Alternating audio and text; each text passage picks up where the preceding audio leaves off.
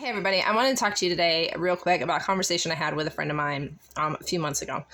So a few months ago, a friend of mine was talking to me and she's like, I don't understand how you do it all. And to give you a point of reference, I work full-time from home.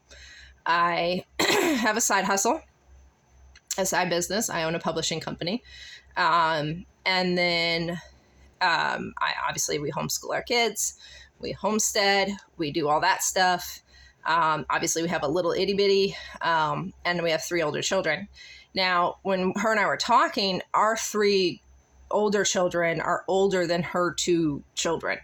So I'm talking with this friend, and she's like, I don't get it. She's like, you keep your house nice, like, well, as nice as it can under construction and everything else. And she's like, you do all this stuff. And she's like, how do you have time in the day? She's like, because I don't. And I said to her, I'm like, well, I don't do it all. Like, I don't, like, she's like, but all the chores that you have to do and the feeding the animals and blah, blah, blah. I'm like, my kids do that. And she's like, what? And I'm like, I don't do all that stuff. Like, my husband doesn't do all that stuff. Like, our children, as members of this family, are expected to help out in certain ways. And I was like, and also our kids actually really just want to help out. It makes them feel more grown up. They're doing the stuff that mommy and daddy do. So like with chores, as my kids have gotten older, for the most part, I was helping them in the morning, feeding the chickens, giving the chickens water, feeding the ducks, the dogs, the cats, all that stuff, right? After a little while, though, I just realized I was just standing there because my 3 girls, who are currently ages like 6 to 11, are doing it all themselves. They had figured out a system, who does what when and who helps who with what and everything else. They'd figured out a system all on their own. Like, I didn't have to do it. They did it. So I'm standing there watching them do chores. And again, I'm perfectly capable. I'm the one who taught them how to do the chores. But they wanted to do it. They were not necessarily excited, but they felt grown up. And when they came in, I was like, hey, good job, guys. Thanks for, doing what they needed to do, right? And so there's that. Now, chores, granted, are going to be different for everybody, but I think they're really valuable in helping children learn problem-solving skills, in delegation, in just being members of the family and realizing that you can't just sit on your butt and do nothing and, like, be a helpful member of the family. Like, that's just not the way we do it in our family. Now, we're not out there doing, like, our kids aren't, doing slave labor or anything like that, but, 20 minutes of chores in the morning is not a big deal. But our kids have that drive to help. They didn't always have that drive to help. And that's why I was out there doing the chores with them, being like, hey, I'm willing to do this too. The whole good leader, no leader does it with his people or is willing to do it kind of thing. Showing them that, hey, I can do it too. It doesn't take that long. And as they've gotten older, they've resented it less, basically. And now to the point where they eat breakfast in the morning and they all get up and they all go outside and they do their chores and they'll go out there and play with the chickens while they're feeding them. Or they'll go sit and watch the ducks swim in the pond after they feed them. Like, it's not this drudgery for them anymore. They've matured enough. Basically, that they've realized, hey, I should be helpful with the family. And this isn't that bad of a thing. Like, I feed chickens and I feed ducks. Oh, dang, that takes 5 minutes. So they've learned. Again, it's going to be different with every family, but I think it's important that anytime you have children, you establish that kind of stuff. It teaches good work ethic. It teaches, hey, sometimes you don't necessarily want to do things, but it's actually really good to be a helpful member of the team, stuff that they're going to need further on in life. And like I said, my kids got to the point where they just took it over. Like, I don't do the animal chores in the morning. I do check to make sure my kids do all the chores properly. Not that they're slackers, but sometimes they forget things like chicken water. And we're getting into the hot weather, so, like, you can't forget chicken water.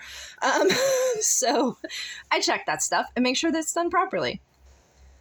Something else that I was talking with my friend about, and she was like, yeah, but, you feed the kids and, like, the food and blah, blah, blah. And I'm like, yeah, I do. But a lot of times, too, the kids want to make food.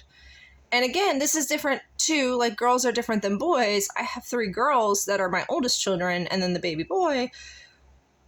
Like, my 11-year-old can literally just run the kitchen.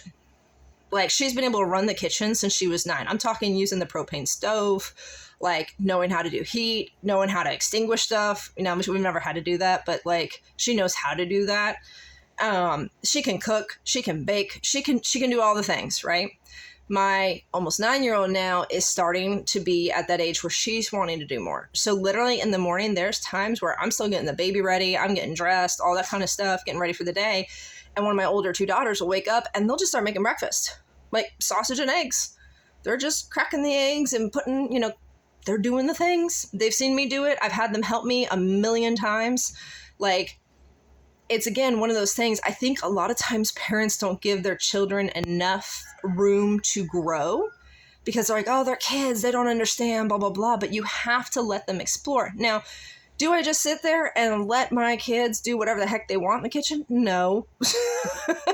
But at the same time, like, I'll come in and my 9-year-old's making breakfast. My almost 9-year-old, she's making breakfast. She's doing sausage and eggs and hash browns and stuff like that. And I'm sitting there watching. I am letting her practice. I am giving her room to grow and room to learn. But if anything unsafe even begins to happen, or she starts doing something that I perceive as unsafe, I'm there to stop her, or I'm there to help her. And there's times where, like with the hash brown, she's like, Mom, they're not flipping right. Can you help me? And so I'll help her and stuff like that. So now my 11-year-old, I don't need to do that with. She's got it. I still don't go run off and do chores like a mile away. I stay within the house, but at the same time, like, I know she can handle it. So I'm not necessarily sitting there hovering, watching her. My 9-year-old, I'm still hovering. But I'm allowing them that room to grow and try things and feel that accomplishment of doing something hard, what's hard for them. And I don't get upset if they don't do it perfectly, because again, they're learning.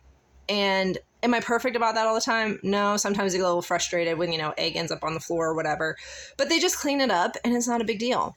And so it's one of those things that I think as parents we really need to cultivate the one, work ethic.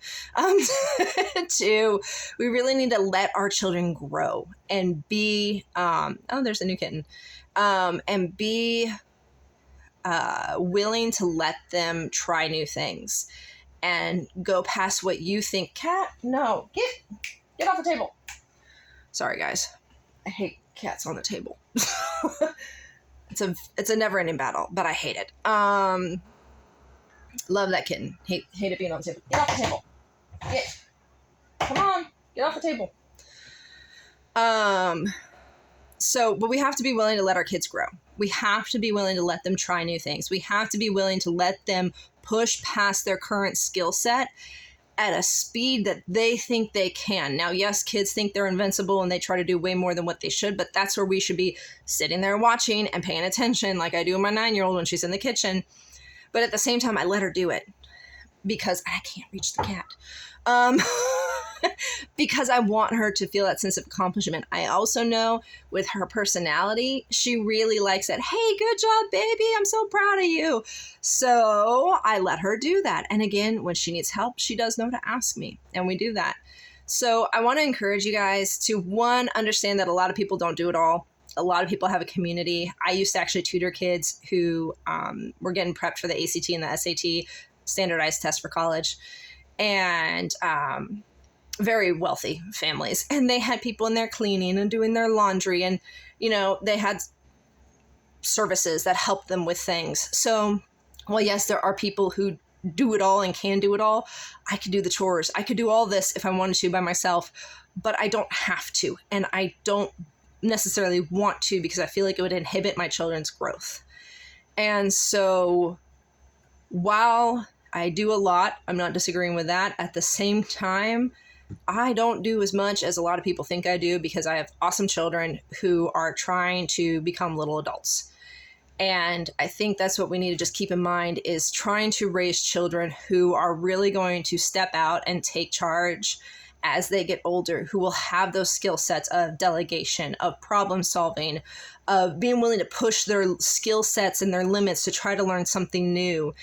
And it'll help us in the future, and also teaching them to be entrepreneurial in spirit. I've shared the video, Aubrey Sweet Creations, the young entrepreneur. That's my 11-year-old. Like I said, the girl can run a kitchen.